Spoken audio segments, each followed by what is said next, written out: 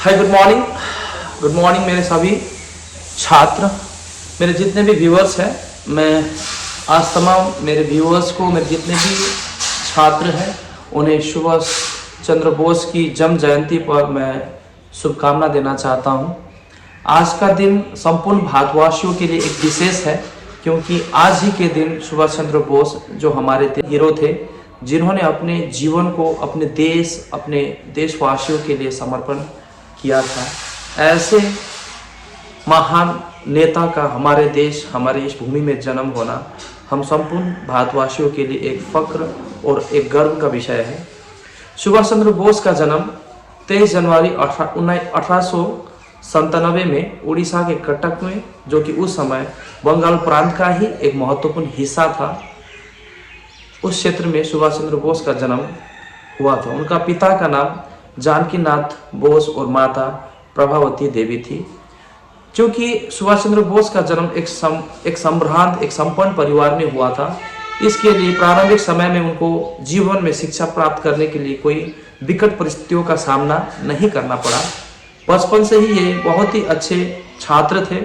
बचपन से ही वे काफ़ी कुशाग्र बुद्धि के थे और उन्होंने अपने चातुर्य, अपनी माधुर्य स्वभाव और अपने राजनीतिक क्षेत्र में उनकी जो सोच विचार करने की जो क्षमता थी, उसने सुभाष चंद्र बोस को एक महान नेता बनाया। तो सुभाष चंद्र बोस जब कॉलेज में पढ़ रहे थे तो उस समय भारत में राष्ट्र आंदोलन काफ़ी तीव्र गति से चल रही थी, और यह राष्ट्र आंदोलन या स्वदेशी आंदोलन ब्रिटिश हुकूमत से देश को आज़ाद करने के लिए चल रही थी। तो एक तरफ सुभाष चंद्र बोस का सपना था कि वे एक अच्छे अधिकारी, एक उच्च स्तर के अधिकारी बनना चाहते थे, जिसके लिए उन्होंने काफ़ी पढ़ाई की, काफ़ी मेहनत की। लेकिन जब उन्होंने भारत के इतिहास को बहुत ही नज़दीक से जब उन्होंने अध्ययन किया, तो उन्हें इस बात का एहसास हुआ कि ब्रिटिश हुकूमत भारत के लोगों को या भारत के लोगों के साथ पशुवत व्यवहार कर रहा है। तो ऐसे में सुभाष चंद्र बोस ने अब अपनी जो सोच है, उन्होंने अब धीरे धीरे परिवर्तन करना शुरू किया। अब वे ब्रिटिश के प्रति उनके मन में एक आक्रोश की भावना पनपने लगी थी, लेकिन फिर भी अपने परिवार के लोगों के दबाव में आकर, अपने साथियों के सुझाव को सुनकर सुभाष चंद्र बोस अब सिविल सर्विस की तैयारी करने लगते हैं। और मात्र 6 महीने की अथक प्रयास के बाद जब वे इंडियन सिविल सर्विस की एग्ज़ाम बैठने के लिए जब इंग्लैंड रवाना हो जाते हैं, तो परीक्षा उन्होंने दिया। तो परीक्षा का जब परिणाम सामने आई, तो Subhash Chandra Bose Indian civil service के परीक्षा का जो फल था, यह इस बात को बयां करती है कि सुभाष चंद्र बोस बहुत ही ज्ञानी और बहुत ही तेज विद्यार्थी थे। इसलिए उन्होंने काफ़ी कम समय में उन्होंने एक बहुत ही प्रतिष्ठित एक परीक्षा को उन्होंने पास किया, जो उन दिनों भारत की सबसे प्रतिष्ठित और सबसे कठिन विषय हुआ करती थी। लेकिन सुभाष चंद्र बोस के मन में चूंकि देश प्रेम की भावना पनप रही थी, ब्रिटिश किस तरह से भारत के लोगों के ऊपर प्रताड़ित कर रही है, इस बात को सुभाष चंद्र बोस अच्छी तरह जान चुके थे। On the other hand, Mahatma Gandhi and some other prominent leaders of India, they did not support Subhash Chandra Bose, because they thought that if Subhash Chandra Bose will lead this kind of movement, then definitely some kind of atrocity, some kind of violence will take place in India. That is why Mahatma Gandhi and all these important leaders of India did not extend any kind of support to the Subhash Chandra Bose. And एक समय एक ऐसी स्थिति आई, या बहुत ही important क्षण थी, या बहुत ही इंपॉर्टेंट समय था, कि अब जब भारतीय राष्ट्रीय कांग्रेस के नेताओं के बीच में जब एक बहुत बड़ा एक विभाजन एक उत्पन्न हो गया देश के राष्ट्र आंदोलन को लेकर, जब भारत राष्ट्रीय कांग्रेस के नेताओं के बीच में जब फूट उत्पन्न हो गई, तब ऐसे समय में एक तरफ सुभाष चंद्र बोस खड़े थे, तो दूसरी तरफ महात्मा गांधी और उनके विचारधारा को समर्थन देने वाले उनके साथीगण खड़े थे। तो इस तरह से महात्मा गांधी देश में एक बहुत ही मॉडरेट आंदोलन को चलाना चाहते थे, एक नॉन वायलेंस आंदोलन को चलाना चाहते थे। महात्मा गांधी देश को अहिंसा के पथ पर देश को आज़ाद करना चाहते थे, लेकिन सुभाष चंद्र बोस ठीक इस विचारधारा के विपरीत थे। इसलिए दोनों में एक वैचारिक एक द्वंद्व थी, एक वैचारिक एक तरह से आप बोल सकते हो एक प्रतिस्पर्धा थी राष्ट्र आंदोलन को लेकर। के अधिवेशन में भी सुभाष चंद्र बोस एक भारतीय राष्ट्रीय कांग्रेस पार्टी के अध्यक्ष के रूप में खड़े थे, लेकिन 1939 में जब त्रिपुरा का अधिवेशन हुआ तो उस अधिवेशन में अब महात्मा गांधी ने पूरी तरह से अपना पूरा बल लगा दिया सुभाष चंद्र बोस को भारतीय राष्ट्रीय कांग्रेस के प्रेसिडेंट के पद से हटाकर उनके जो सहयोगी थे, उनके जो मित्र थे, उनके जो बहुत ही प्यारे मित्र थे जिनका नाम सीतारामैया पट्टाभी था, उन्हें महात्मा गांधी भारतीय राष्ट्रीय कांग्रेस के अध्यक्ष चुनना चाहते थे। फलस्वरूप अब भारतीय राष्ट्रीय कांग्रेस के अध्यक्ष के पद के लिए महात्मा गांधी और सुभाष चंद्र बोस, मैं महात्मा गांधी ही बोलूंगा क्योंकि सीतारामैया जो पट्टाभी थे, वास्तव में ये महात्मा गांधी के करीब के जो दोस्त थे, अपने मित्र थे।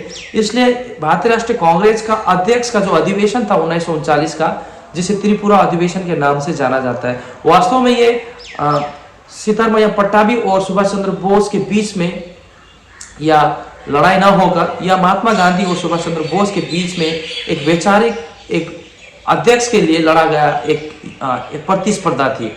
और 1939 में जब त्रिपुरा अधिवेशन का जब परिणाम सामने आती है तो इस बात का पुष्टि हो जाती है कि सुभाष चंद्र बोस को मानने वाले उस समय भारतीय राष्ट्रीय कांग्रेस के अधिकांश जो सदस्य थे, सुभाष चंद्र बोस की विचारधारा को मानने वाले, उसको समर्थन करने वाले थे। इसलिए सुभाष चंद्र बोस इस अधिवेशन के अध्यक्ष के रूप में चुने जाते हैं।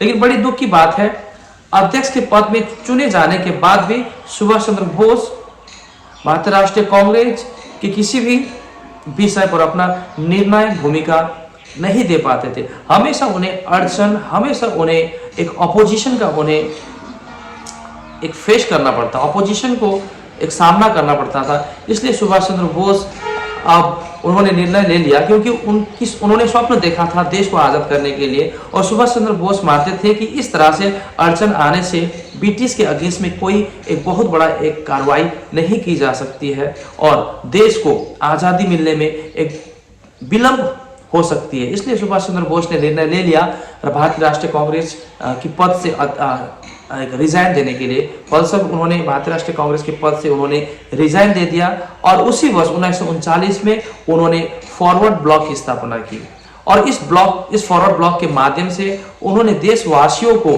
भारत में ब्रिटिश के विरोध आंदोलन करने की तैयारी करने लगे। ब्रिटिश के विरोध में भारत के युवाओं के मन में एक आक्रोश की भावना भरने लगे। अब भारत के युवाओं को यह संदेश देने लगे कि अब जरूरत पड़े तो ब्रिटिश के साथ अब शारीरिक रूप से लड़ने के लिए भी अब तैयार रहना होगा, इस प्रकार का संदेश देने लगे। अब ब्रिटिश को सुभाष चंद्र बोस का जो मकसद था, जो उद्देश्य था, ब्रिटिश अच्छी तरह से समझ चुके थे। इसलिए ब्रिटिश ने अब सुभाष चंद्र बोस को रोकने के लिए अब कोशिश किया। फलस्वरूप सुभाष चंद्र बोस द्वारा बनाया गया जो फॉरवर्ड ब्लॉक थी, उस ब्लॉक को ब्रिटिश ने एक अवैध संस्था घोषित कर दिया और सुभाष चंद्र बोस को उनके ही घर में कलकत्ता में नजरबंद करके उन्हें रखा गया, ताकि सुभाष चंद्र बोस इस प्रकार से ब्रिटिश के विरोध में कोई भी रणनीति तैयार ना कर सके।